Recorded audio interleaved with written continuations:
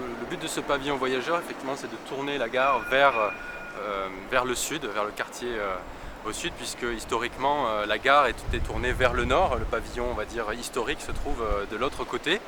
Et l'objectif, il était double. Le premier, c'était déjà de rendre la gare de Perrache accessible pour les PMR. Ça, c'était un des points importants de ce projet. Donc, vous le verrez en utilisant le passage Rhône qui est juste derrière. Vous pouvez accéder à tous les quais de la gare grâce à des ascenseurs, ce qui n'était pas le cas avant l'opération. Ensuite, le deuxième enjeu, c'était d'arriver à dessiner un projet qui s'insère déjà sur cette place existante et puis qui utilise le fond de scène que vous voyez ici, qui est le mur de soutènement de cette gare. Donc il y a eu tout un travail réalisé entre les architectes de l'opération et puis les architectes des Bâtiments de France qui ont aussi travaillé avec nous sur ce projet. Peut-être que ce qui fait la particularité de cet ouvrage, c'est qu'il se situe au-dessus d'un parking enterré. Et donc on va dire que les petites difficultés qui ont pu être rencontrées eh bien, était due à cette interface entre ce nouvel ouvrage qui est fondé à proximité de ce parking qui est enterré.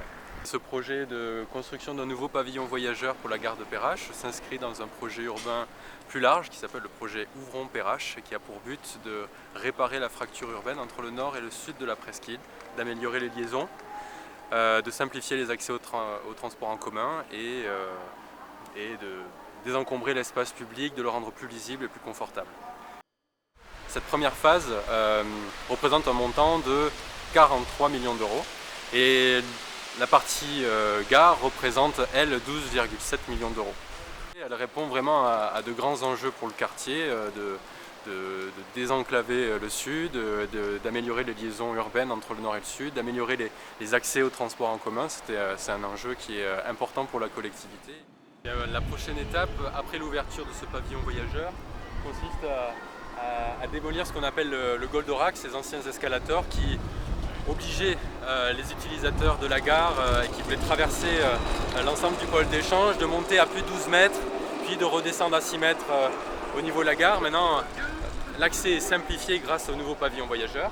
Et donc cet ensemble va être démoli pour être ensuite réaménagé avec des plantations, des arbres qui vont venir occuper cet espace.